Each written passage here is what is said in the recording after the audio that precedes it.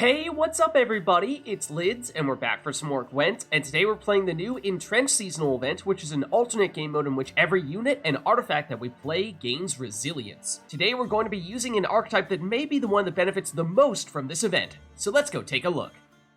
So today we'll be playing a Nilfgaard Imprisonment status deck, because since so many cards on our opponent's side of the board are going to automatically get resilience, why not use cards that benefit when our opponents gain statuses? Perhaps most importantly, we'll have the Thirsty Dame, which will get boosted by 1 whenever our opponent's units gain a status, and because every time they play a unit, they'll get a status, this becomes an extremely powerful engine, even without any setup on our side. But then add in things like Philippe van Moorlehem to apply a bunch of additional statuses to our opponents, and that means those Thirsty Dames can get even stronger. And because every opposing unit is going to start with resilience, that means that Philippe will skip the Doomed status, which is the least valuable of all the ones that he can apply, go straight into the lock, and then on our second turn, use Poison, both of which are far more valuable. Then we can even use Letho Kingslayer to transform into a second Philippe, if we'd like, to apply even more statuses, and protect those cards behind Ffion, our defender.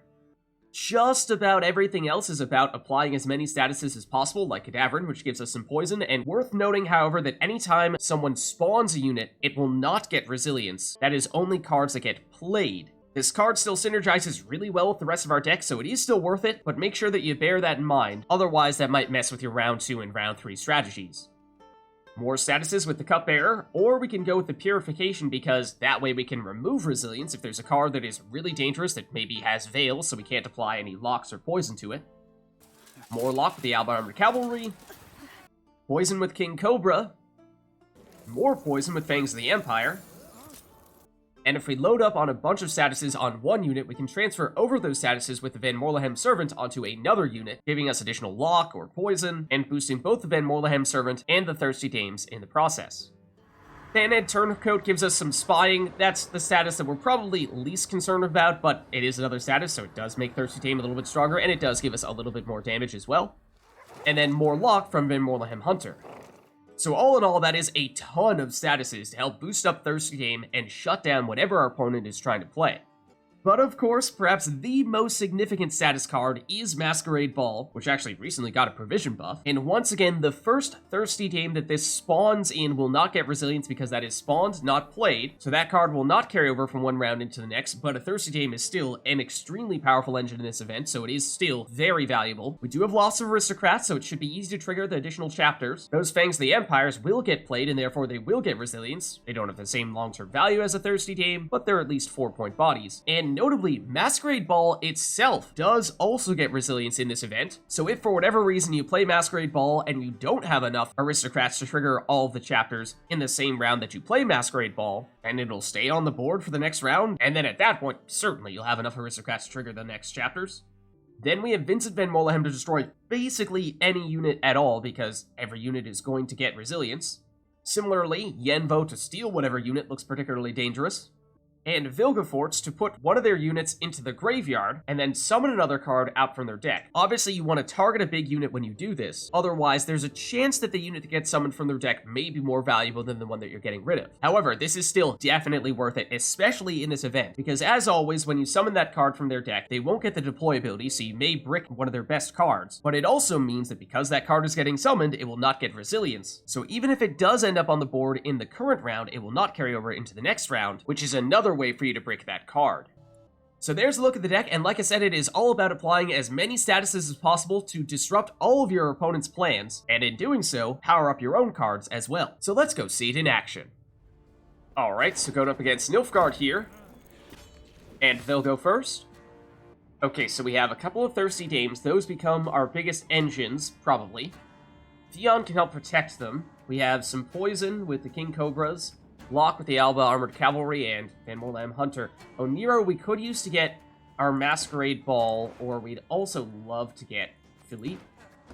So let's see if maybe we don't need quite as much lock. Vilgefortz, not a bad option.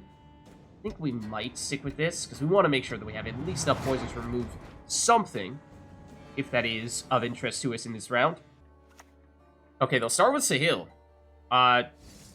Once upon a time, before the most recent patch, that was an artifact that was really effective in this event, but it is now a special card. that deals damage, and we had no units for them to damage, so that was a rather odd choice. I think we may still look to start with Ffion, so that we can more safely play our Thirsty Dames, because those can be huge engines for us in this event. So let's start with this, then.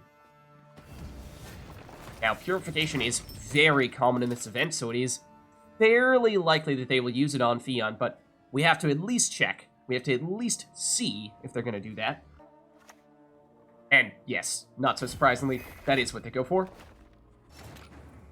Okay, so that means that it is not very safe to play the Thirsty Dames. They do have their Imposter leader ability, which means they can definitely lock at least one of these Thirsty Dames, but chances are reasonably high that they have other status-causing cards like Alba Armored Cavalry or a Van Moorlehem Hunter and whatnot. So we could play one and just hope that it works out for us and then play it by ear, see if it still makes sense to play the second one. Or we could start to apply statuses on their cards. Of course, if we have a Thirsty Dame on the board, we get more points whenever we apply those statuses, so this would be ideal to play this first. Maybe we give this a shot, but if we want to go Masquerade Ball, we would need to do that first in order to have enough aristocrats, so tell you what, we'll give it a shot. We'll go for it. Now, although the event description would suggest otherwise, artifacts do also gain resilience in this event, so that means that technically speaking, we don't need to trigger every round of Masquerade Ball in this event, or rather in this first round. We'd perhaps like to do that, but also the other thing is, on the other side of the coin, the units that spawn in from Masquerade Ball, namely the first one, they do not get any resilience because, well, they get spawned, not played. Okay, so they use Cantarella, and they got a Fangs the Empire, which may or may not have been what they were hoping to get to give some poison to this Thirsty Dame, so it may not last long here. I mean, given how we've already lost our defender, there isn't too much we can do to help protect this Thirsty Dame, short of just hoping that they don't have more statuses, but alas, that may just be the risk that we have to take here. And maybe they're going after this Thirsty Dame. Technically, it's less important than the Thirsty Dames we're going to play from hand, because these ones will get resilience. So, what if we do this and force them to react? And let's go after this Imperial Diviner. So, the initial Thirsty Dame from Masquerade Ball did not get resilience because this one got summoned, but every subsequent card, meaning the other Fangs the Empire, when we play other aristocrats that come in, those will get resilience because those get played. Okay, well, that's clever. I'll give you that, but as we were saying, technically speaking, that Thirsty Dame was less important because it did not have resilience, whereas this one does. This Imperial Diviner is going to be a little bit tricky to deal with because it does have, the Veil. They use a leader ability, actually, their only leader ability charge, right? Because they're not using Imprisonment in order to get a Thirsty Dame. Once again, summoned, not played, so no resilience, so it's not as big of a threat. And what I'm thinking we may do to this big Imperial Diviner is use Vilgefortz on it, because it's a way of putting it into their graveyard. And yes, they'll get another card out there. It's probably not going to be as big as 10 points, and the card that comes out there will be summoned. So once again, we're replacing a resilience unit with a non-resilience unit.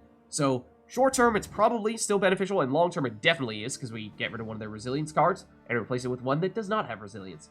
We, however, perhaps would like to lock this Thirsty Dame before we do that stuff, because this probably isn't too time sensitive, whereas this will continue to get bigger in this round, and yeah, it didn't have resilience, so it wasn't a huge threat long term, but it was still going to get fairly big. Could even have chosen to Yenvo it, because it is that strong. I suppose we could Yenvo this one, because this one will have resilience, so it's not a bad idea. So, thinking we might do that now. And if we had a Thirsty Dame on our side of the board that was not locked, then going with Moorlehem Servant to copy 3 statuses over to another card, that would be great. I'd love that. But obviously this is currently locked. So I think we do Yenvo once again to shut down this would-be engine and give us what is one of the strongest cards in this event, without a doubt. Okay, and a Henry. Ah, okay. Clever. giving them more lock. Now, we don't really have any engines on the board at the moment, outside the one that's already been locked, but we were perhaps thinking of playing this other Thirsty Dame to trigger the last round of Masquerade Ball. Now, we don't have to do that in this round, because, as I was saying, Masquerade Ball also got Resilience, so we can be patient here. We don't need to rush into that, and therefore we probably won't. Let's go with Vilgefortz now, and let's get rid of you, and we'll see what replaces it. It's Alba Armored Cavalry. It's 6 points smaller, I think, is what we saw, and no Resilience, so helped us short-term, helped us long-term as well. Siegfried, oh, clever. We had significantly more units on the board with Resilience than they did, so that was a way of doing a purification bomb, if you will, and now Siegfried is the only card that would carry over into the next round. So, yes, it does mean that their round 2 is looking a little bit stronger than our round 2 at the moment. It does not purify Masquerade Ball, however, so we can still trigger that in round 2, and it unlocked our Thirsty Dame. So this is now a threat once again, as is theirs. But they played one more card than us, and they have not passed us. They have the Resilience that we kind of, sort of have. So, I mean, that's like maybe kind of sort of something that counteracts that, but I think we do still force them to play another card here if they want to beat us in round 1. They may not realize that we can still use Masquerade Ball here. Okay, they will continue to play. It's Brothans, which should give them enough points here. It is an Assimilate engine they're putting on the board, and in order to get a Thirsty Dame, which is another powerful engine, but of course it means they're going 2 cards down. They have the units on the board, yes, but that's still a steep price to pay. Especially because we have Oneiromancy round 2, we have 2 Thirsty Dames in hand, and 2 Van Moorlehem Servants, which... okay, they don't really have much in the way of statuses at the moment, but they will get Resilience, of course, on cards that they play. So, we might want to get rid of one of these Van Moorlehem Servants, though. I think this is a little ambitious, going with 2 of them. Cadaverine, giving us more poison and the ability to create a copy of, say, something like a Thirsty Dame. It's not a bad option. I'm thinking we lock aggressively and get our Thirsty Dames down there, and we should be able to out-Thirsty Dame them. Not to mention, we still have Masquerade Ball giving us another round of poison, which combined with Cadaverine can remove a card. Then we have even more poison with King Cobra, so we're looking okay here, I think. Despite their 13-point advantage after winning round 1, because we have 2 more cards in them, we have, what is technically double or triple last say here, in round 2 at least.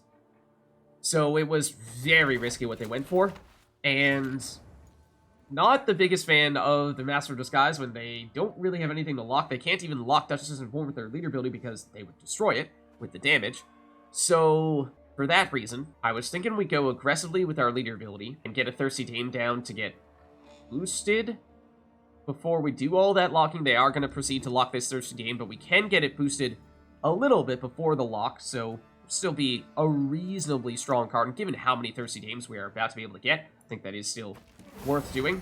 So the question is, who do we poison here? I think we actually want Master of Disguise. We are going to lock, I guess, you 2. At least you.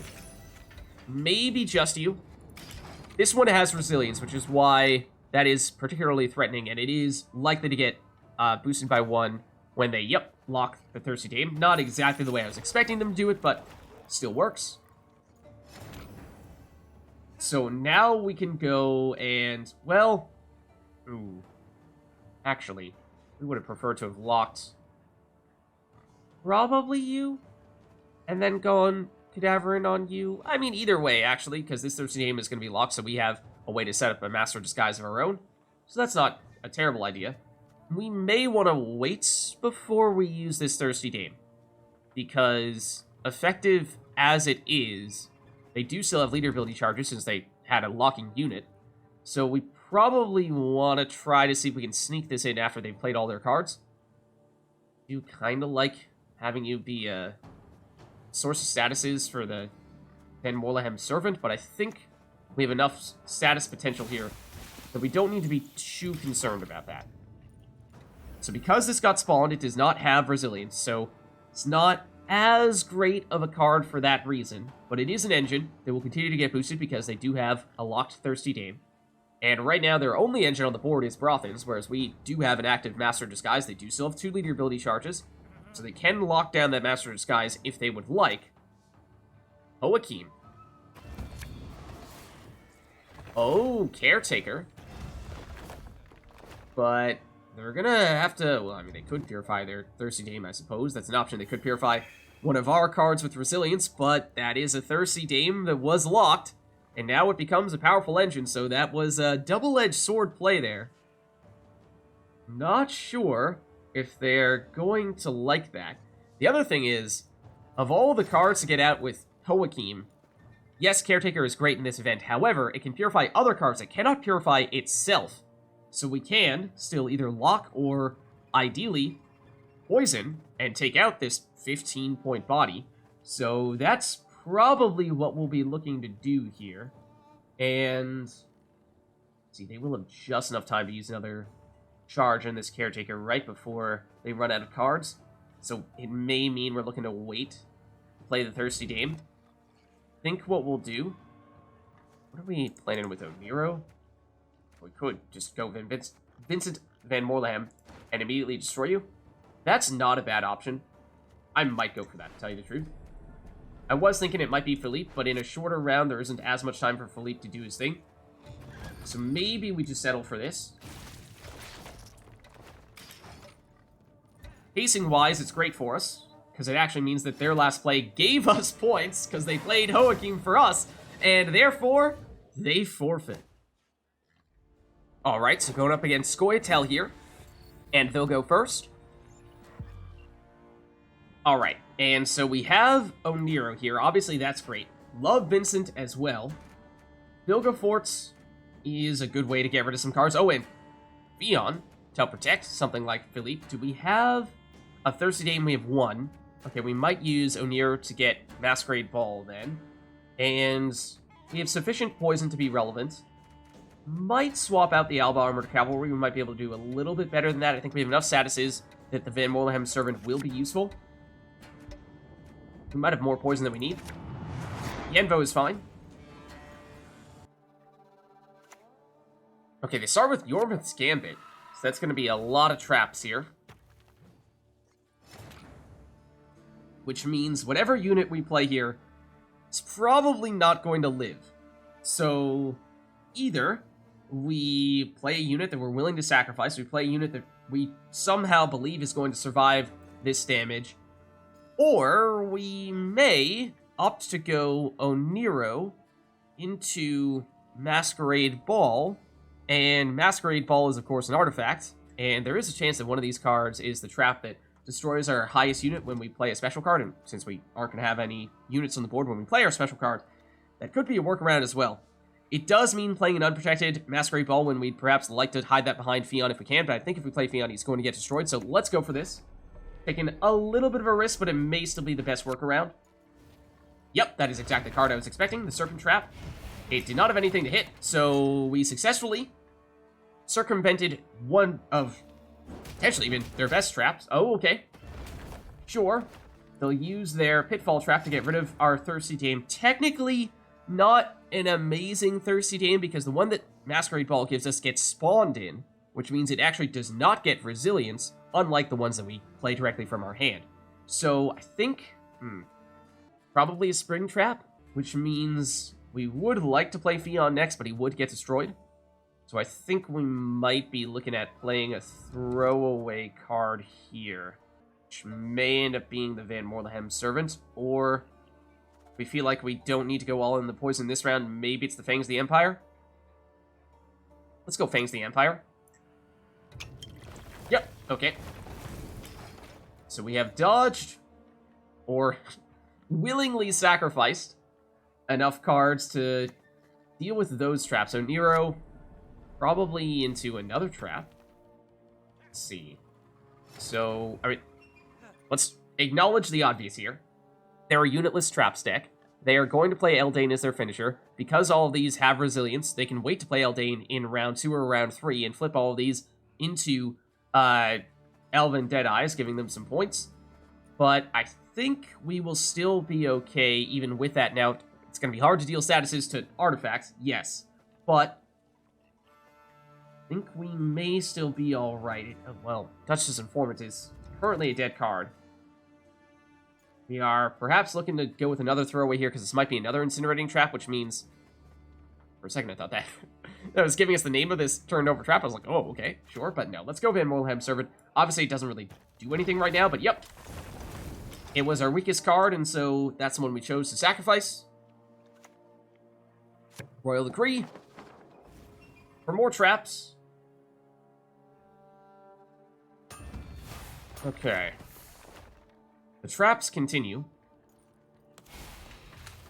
Now they're using some leader ability charges as well. Huh. Ah, okay, so that might even be the last card that they play in this round. They haven't put up much in the way of points in this round. Of course, they do have still a lot of potential to convert these into 3-point units apiece. So can't disregard that. We do now have a unit on their side of the board, so we could go Duchess's Informant to create an Elven Deadeye. Obviously, it's not a very big unit, but it is at least something.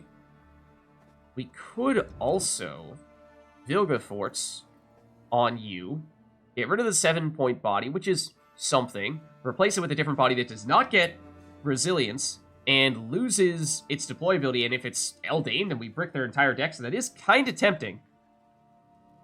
And Vilgefortz is not an engine, so it's not the end of the world if he gets destroyed by a trap here. Ooh. Okay. Saskia Commander is a great card. We did just give them that card. It didn't get resilience, which they probably would have preferred, but this is, okay. Now, here's one issue they're going to have. I was thinking about playing a deck like this for us, but Saber-Tooth Tiger is a natural inclusion in this type of unitless deck. However, whenever you flip it between its unit and artifact form, it loses resilience, so that is a card that is not nearly as valuable as they might think it is. And now that they have all of their traps triggered, we can finally start setting some things up here with Ffion. So I think we do that. And that is already enough points to outscore them here. I mean, granted, this Saber-Tooth Tiger is going to flip, and they'll get some more points from that, true. Saskia Commander will eventually give them some units out here, but still a little while before that happens, and I think at this stage, now we finally have the chance to go Thirsty Dame, and with that, we will trigger the first round of Masquerade Ball. This does have resilience as well, the scenario, and so therefore we don't technically need to trigger every round of it in this turn, but rather in this round, but we might as well get started. I think we'll go Thirsty Dame, and then we'll go Philippe, probably. So let's do this. Play you as well. And we can't target Saskia because she has immunity, so we'll go after the Dobleton Sentry in that case. We could technically lock you, but that's probably unnecessary since we are about to get another source of poison. We'll see what Saskia summons out at the end of this turn, because we may choose to lock some of these cards. And yeah, not so surprising to see Cat Witcher. That is particularly synergistic, but once again, summoning cards does not give resilience. So for that reason, fortunately, we did not summon Saskia out with resilience, and nor did this Cat Witcher get resilience either. So it is not particularly threatening. And if we play Philippe now, which we probably will do, we'll trigger this last round of Masquerade Ball, which we can use to get rid of that Dobleton Sentry. We can also get Zeal on Philippe, because we do already have a Vampire out here. And since you already have a status, we could lock you, which would be nice. Obviously, this Cat Witcher is also a little bit of a nuisance, but we could lock that with our leader build if we really wanted to. Either way, we go this route. I'm deliberately row stacking here because they have the Saber-Tooth Tiger, although that is potentially a little bit dangerous, because they could have a Spring Equinox to purify everything in this row. It's another Cat Witcher. This one will get resilience, which means we can immediately lock that with Philippe if we'd like, or we can start poisoning this Dryad Matron, but I think we may prefer the lock, to tell you the truth. And we could Yenvo this Cat Witcher if we really wanted to. Or if we go with the Philippe poison, we could also use Van Moorlehem Cupbearer to get rid of the Stride Matron, but it's not really an issue anymore. So I think we do probably still prefer to go the locking route on you. And then what if we go Duchess's Informant here to create, I'm thinking probably a Cat Witcher of our own here. That will get resilience. And we're on Adrenaline too, so it gets the extra damage as well. It is technically in its own row. I suppose we technically should have put it over there. But now it's going to get destroyed. Okay, we technically should have put it in the opposite row. But we will win round 1. And we still have some powerful engines on the board with Thirsty Dame and Philippe. So that's very nice. They will not get Saskia carrying over. They will not get the Saber-Tooth Tiger carrying over. They will not get this Cat Witcher carrying over. The biggest thing is they have all of these artifacts will, and they very likely are looking to play Eldain to convert all of them. Okay, and so bear in mind, we do still have an engine that gets boosted whenever we apply statuses, and a way to apply statuses consistently. So we could get more statuses out here with the lock or the spying. I think lock is probably not all that necessary when we still have all of our leader ability charges and and Philippe on the board. And Philippe, whenever they play a unit that has resilience, can immediately lock something. So I think that's probably overkill. Another Thirsty Dame is almost certainly preferable. Can probably still do better than this Thanedd Turncoat as well. Okay, Fangs the Empire. Yeah, we still have the Cupbearer, which can give us some poison, and Philippe can potentially give us poison as well. So we do have a point advantage here, although it is a little misleading because remember that how many artifacts do they have? 1, 2, 3, 4, 5, which if they play Eldain and convert all of them into Elven Deadeyes, means they're 3 points apiece, so 15 points. That would give them an advantage here if they are to use that combo, but we certainly still have a decent setup here as well. So I think what we do here is we go, actually, maybe even before we go Thirsty Dame, let's go Oneiromancy into Letho, and use Letho to turn to another Vincent. Now, technically, he doesn't get the Zeal because he transformed, but here, why don't we start poisoning you? Because you're already locked. Oh, actually, you are, ooh. You are already locked. Okay, there's Eldain. So they have to play him now, because pacing-wise, it was the only way they would be able to match us. So now we can go Thirsty Dame. And with said Thirsty Dame, I'm not really concerned about the row stacking anymore, because the biggest threat when you're row stacking like this is a Spring Equinox to remove the resilience on all of your units here. But we're probably playing for the 2-0 win here. So now what we do is we can get rid of Eldain for sure, because we lock him with one Philippe, and then we poison him with the other, and we can remove him on our next turn.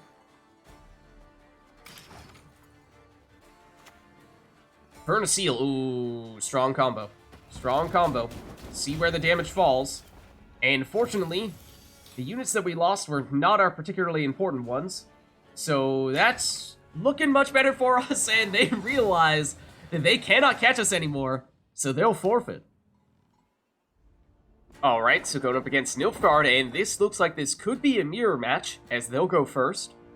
Okay, so we have Oneiromancy, obviously great. We have several sources of, a bunch of sources of poison, so we can definitely remove cards that way. The Thirsty Dames will get powered up whenever we use those statuses, so that's nice. However, given how we're talking about going against Imprisonment Nilfgaard, they probably have enough statuses to block these Thirsty Dames, unless, say, we use Oneiromancy to get Ffion, our defender, which may be necessary. But let's swap out maybe the Thanedd Turncoat. Vincent Van Moorlehem, good source of removal. See if we can do better than the Armored Cavalry. Okay, King Cobra for even more poison. So I think it's just going to be a status off here. Oh, interesting, though. They start with Assimilate. Okay, so they're trying to start off with an engine. And we could, of course, proceed to destroy that engine. Not immediately, but start putting on the poison. The question is, do we commit Oneiro into Ffion in order to make it a little bit safer to put these thirsty dames down and we use them as our engines? Then we start dishing out all of the locks and poisons of our own. That may be what we're looking for here. I was hoping that, I mean, obviously we'd get Masquerade Ball, that'd be nice, but also Philippe plus Letho, but given how we just didn't really have enough of those things in hand, I think we probably need to accept that that's not going to happen.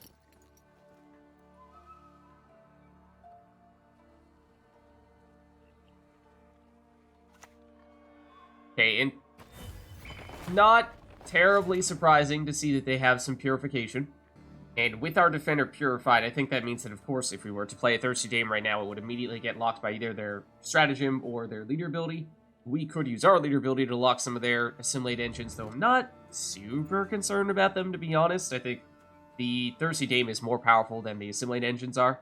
So, I mean, we could purify one of their cards to defend Moorlehem Cupbearer. But I think, let's bait one of theirs out. Let's force them into using some of those statuses.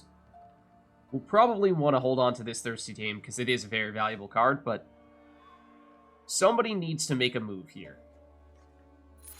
And they will go with the stratagem.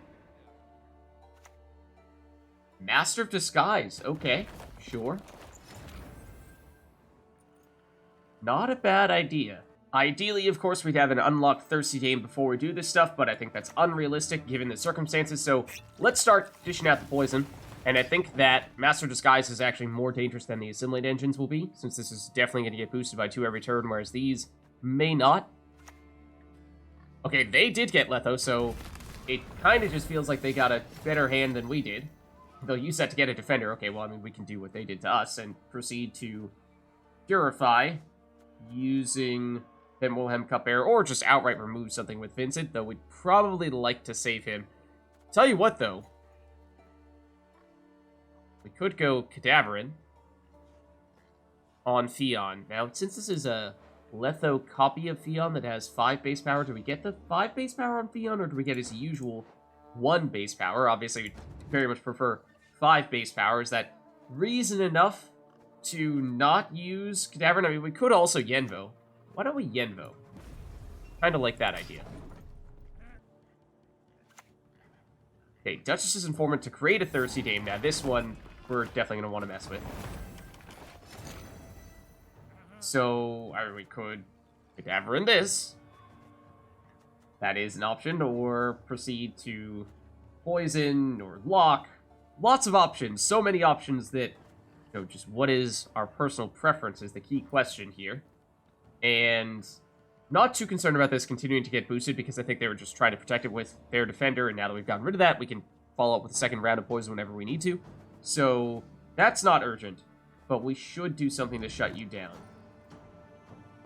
Cadaverines not bad. If we do this, we still have 3 more sources of poison. Yeah, we should still be fine. Should still be fine. Now, we did spawn in this copy of the Thirsty Dame, which is why it actually does not get resilience.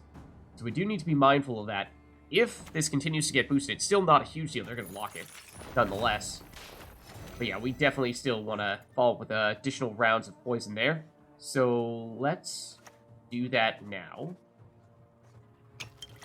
I guess we'll go for the Master Disguise first, at least short term. It is obviously bigger at the moment. Okay, Alba Pikeman for a little bit of damage. Not a bad option, since of course it will have resilience. But we can follow up and get rid of that Thirsty Dame now. Which means, at least at the moment, we do have the lead. Of course, this will continue to deal damage to us. They do technically still need to play a card on their next turn. Otherwise, we can pass and we'll win the round. So, I think we're still in decent shape here. You could perhaps still make a case for locking that Alba Pikeman, but it is technically a little bit overkill at this stage. Roderick. Oh. Really? A little surprised to see an early Usurper. Feel like that was perhaps not the preferred option there. We are starting to run low on cards that we would like to play, since Vincent, I mean, it's great, don't get me wrong, but we'd probably like to save him. Could use Van Moorlehem Cupbearer similarly, and since we don't have enough poison options left, we'd be playing him in the range row for the purification on whatever their biggest unit is, which, in terms of base power, is Usurper Officer. Remember, these engines will get reset down to their base power for the next round, so they'll just be 4s, but they will have the potential to grow further. So maybe we purify one of them.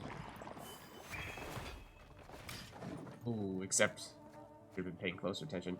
We should have used a leader ability charge on that Alba pikeman, and then we would have been in a much stronger spot here. Okay, they're gonna lock? Oh, the Cupbearer. For a second I thought they were going on Roderick, which was odd. Okay, so we can use Vincent to immediately destroy this Ducal Guard, and in doing so, that's a 9-point swing. So we would take the lead. I mean, again, we'd like to save leader ability charges, but since this does currently have resilience, if we lock it now, not only does it help us in this round, but it does also help us in round 2 as well. So there is something to be said for that. I think maybe we do use Vincent to destroy you, and then lock you. Let's go that route, I think.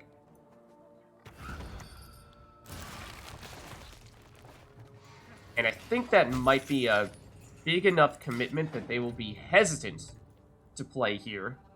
But we'll see. It's Prince Willem, so more tutors. For Artaud, have they done much in the way of giving us spying? I'm not sure if they have. Oh, an operative. Okay, sure. Okay, and this is the interesting part. Oh, if we had locked that Alba pikeman 1 turn earlier, then we would have still had the lead here, although they do realize they kind of need to use a leader ability charge now. So, here's the thing. We can play a Thirsty Dame and win the round.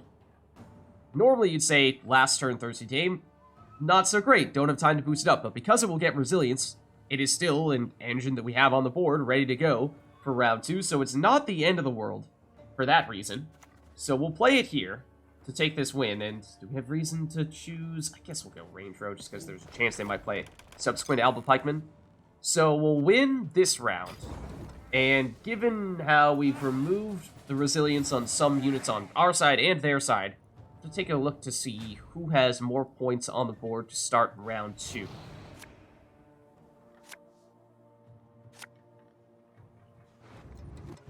But I do really like what we draw into here. Obviously, Oneiro is great. We did put the Ffion that they created on the top of our deck using Yennefer, and we can use Vilgefortz to get rid of one of their strongest units, and then the card that gets summoned out will not get resilience, and so that's one of the reasons why Vilgefortz is so good in this event.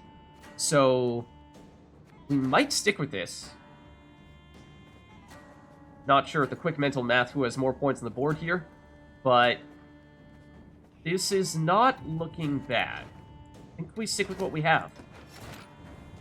And we probably look to use Ffion in this range row to protect the Thirsty Dame, because that is our only engine that's still active here. I think so. That is one of the benefits. Oh, we have one more point than them carrying over. We have the Thirsty Dame, which will always get boosted by 1 whenever they play a unit. Terra Nova may get boosted by 1 every now and again. I'm not sure how much Assimilate they realistically have. So why don't we go Ffion here, and maybe put him over here away from the Thirsty Dame just to play it safe. And it is technically a better Ffion than usual, since he had 5 base power rather than the usual 1. Okay, Glynis. So yeah, they're focusing on the Assimilate. In a short round, that is tough. Now, we could Vilgefortz and get rid of Glynis that way, and we don't know what they're going to get summoned out from their deck. Whatever it is, it won't get resilience, so that's not bad, and it's probably still going to be a less dangerous card than Glynis. But we could also proceed to lock Glynis, because she is a 2-point Assimilate engine, so she's somewhat dangerous in that way. We do still have our leader ability as well, though, so we could use that, in fact, to play Philippe which, because we have a vampire on the board, he would get Zeal, which means we could immediately lock that way and get another powerful unit on the board, so I think we actually prefer to go that route. Let's put him behind Ffion, and lock Linus this way. That'll boost up the Thirsty Dame, and shut down what would have been their most powerful card, we have to imagine. They, of course, do still have a leader ability charge, but because we have Ffion, they can't get to any of our engines at the moment. Brothans, okay, so this is how they were planning to trigger that Assimilate. So good thing that we did make a point of shutting down at least one of those Assimilate engines. We could proceed to use another one here, but Vilgefortz. So we can use it on Brothans, get rid of an Assimilate engine. Well, it's not going to matter here. They forfeit because they realize they can't catch us.